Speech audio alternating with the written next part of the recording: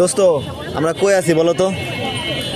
আজকে আমরা আছি হচ্ছে ফরিদপুর হলিডে মার্কেটে। আমাদের সাথে আছে আমাদের বন্ধু হাসিফ।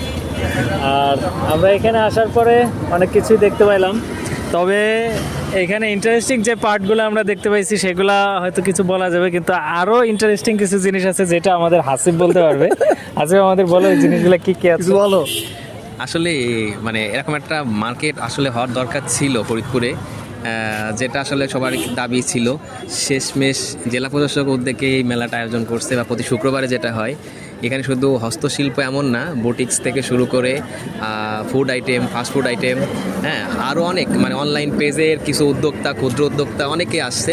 চাইলে আপনারাও আসতে পারেন প্রতি শুক্রবার সকাল 10টা থেকে রাত 10টা পর্যন্ত। লোকেশনটা দিয়ে দাও। লোকেশন সিভিল সার্জনের অপোজিটে, আলাউদ্দিন কমিউনিটি সেন্টারের সামনে যে ব্রাহ্মণ সমাজ রোড নামে অনেকে চিনে, সদর হসপিটালের অপোজিটে।